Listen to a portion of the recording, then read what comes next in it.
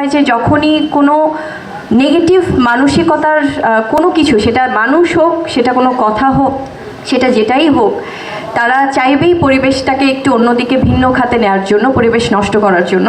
তো সেক্ষেত্রে আমার কাছে মনে হয় যে আসলে এগুলো ম্যাটার করে না, কারণ ভালোবাসাটাই আমাদের কাছে প্রধান লক্ষ্য। আমার কাছে মনে হয় এটা সিনেমার ক্ষেত্রেও এবং আমাদের প্রত্যেকের ক্ষেত্রেও। সো আমি প্রত্যেকের কাছে অনেক কৃতজ্ঞ আমি বলবো।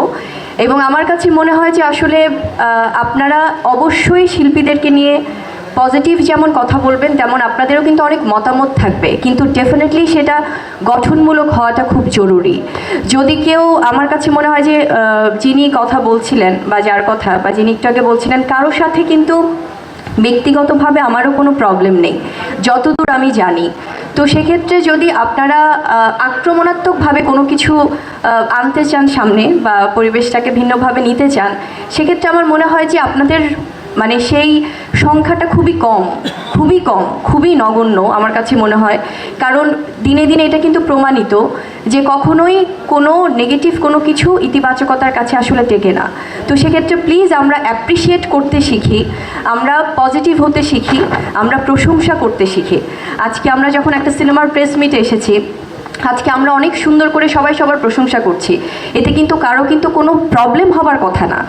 যদি কারো মানসিকতার মধ্যে মনে হয় যে আচ্ছা এত সুন্দর একটা পরিবেশ যাচ্ছে, এখানে একটু দেই না, একটু কোনো একটা মিথ্যা কোনো কথা বলে বা কোনো একটা ভুয়া কোনো একটা গুজব উঠিয়ে বা কোনো কিছু, তো সেটার তো ডেফিনেটলি একটা ভিত্তি থাকতে হবে রে ভাই।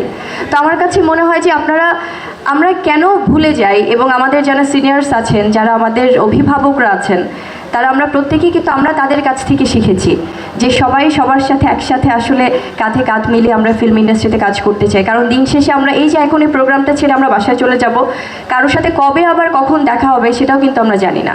তো সেক্ষেত্রে আমার মনে হয় যে নিজেদের মধ্যে কোনো কিছু আসলে আমার মনে হয় যে যেটাই আপনারা ভাবেন বা যেটাই করেন, যেভাবেই কাউকে পিছু টেনে ধরতে চান যে না ওই মানুষটা ভালো কাজ করছে বা মানে একদম অ্যাজ এ টিম কোনো একটা মুভির টিম ভালো করছে, সেক্ষেত্রে আমাদের বা কারো হয়তো বা সেটা ভালো লাগছে না, সেটার জন্য আমার মনে হয় যে আসলে এভাবে ব্যক্তিগত বা কোনো রকম কোনো আক্রমণ করাটা উচিত নয়।